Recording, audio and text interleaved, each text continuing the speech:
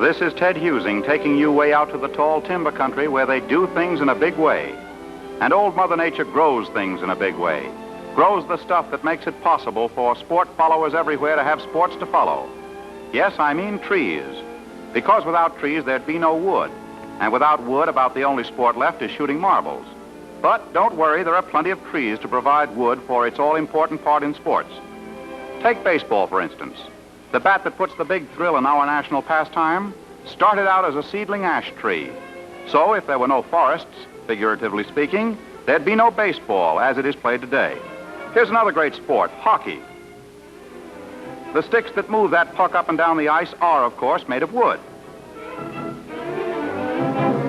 Bows are usually made of lemon wood, and for most of the arrows, they use spruce. Good shooting. Athletes have always depended upon wood. In the old shell game, the crew not only rides on it, but rows with it.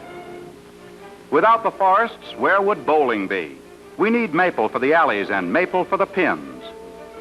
And the proper spring of a wooden diving board helps the water athlete hit the headlines. From decoys to goalposts, from tennis rackets to dominoes, it's wood everywhere you look. Yes, athletes and wood always go together. Not only in the sports arena, but in the forest. Because to harvest the forest crop, a man has to be an athlete plus. Now, you take this chap here, a timber topper. His job is to knock off the top 75 feet of a selected Douglas fir so that a cable may be strung from it, enabling the loggers to haul away timber. That's how this agile, muscular fellow earns his living.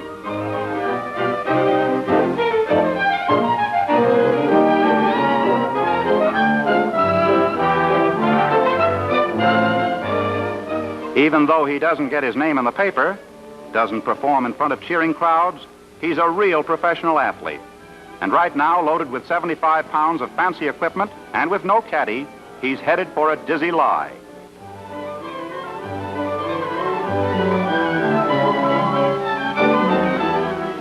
Steady, big boy, she's about ready to go. Timber!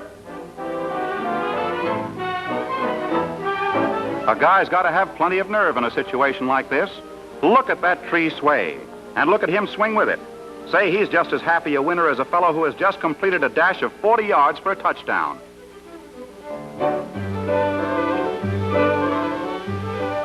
No parachute for him. He's got to come down the hard way, the same way he went up.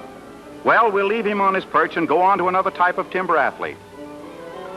These huskies are fallers, experts with the axe, and I mean experts with the axe.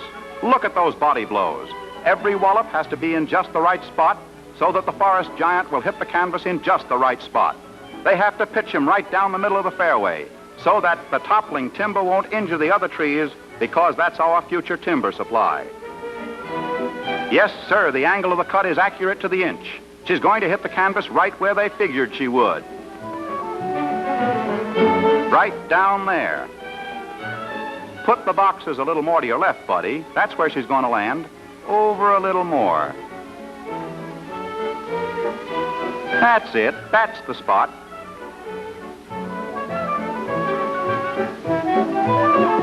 Now we've fixed things so she'll come down where you've got those boxes. A few blows of the big wedges and she's ready to go. And she does. Exactly where they planned she should. A beautiful fall. Mature trees like this one need to be harvested so as to make room for new growth. That's when the real muscle men of the forest step in.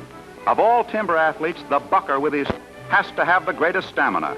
His specialty takes as much out of a man as such sporting killers as crew racing, football, or the prize ring. In a few seconds, we show a good, tough, strenuous hour's work.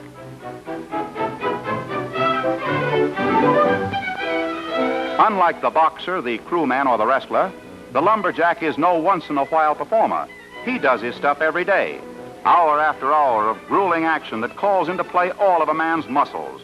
And there's no time out for rub-downs, and nobody comes in from the sideline to sub. The men who harvest the forest crop really can take it. Riding a log jam is one of the skills that has become the basis for competitive sport in our vast timber-growing areas. It's tough enough to maintain one's footing on a slippery rotating log during the course of a normal day's work. But these boys have developed a sport that makes things even tougher. The idea in log rolling, or burling as they call it, is to maneuver the other guy into the water while you remain high and dry, if possible.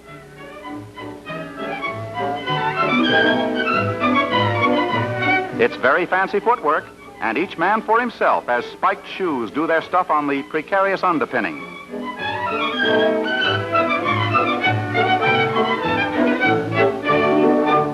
Slow motion makes everything look simpler, or does it? This calls for as much perfection in timing and balance as any sport you name.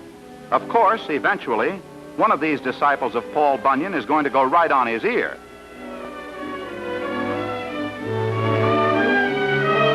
And he does. Ladies and gentlemen, the winner. Watch it.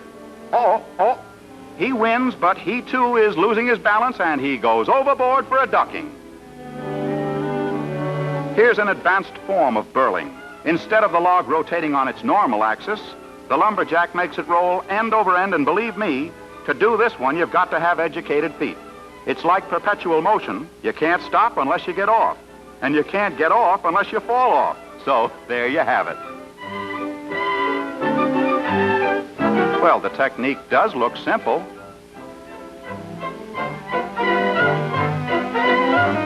You merely lift one foot while the other turns the log, and then carefully replace the foot that is in the air. Oh, there's really nothing to it. It's very much like walking on a revolving pavement that keeps coming up and meeting you. Well, looks like this fellow would continue all day, so let's move on. Some of the sweethearts and wives in the logging country go in for this sport, and some of them are real experts, real champions. Now this he-burling expert thinks he can make a lady lose her footing.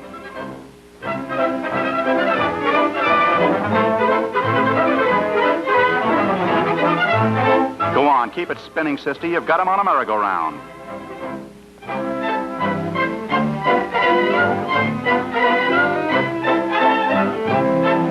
Whoops, atta girl. Hang on, sister. That's good.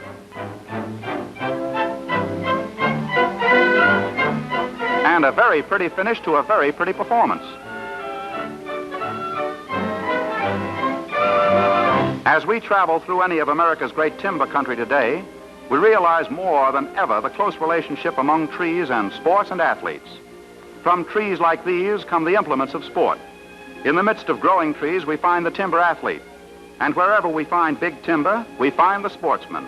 The plain, ordinary fellow who just, well, likes to get away from it all. Whether it's a leisurely canoe trip down the cool reaches of a forest stream, or a trip by pack up a wooded slope.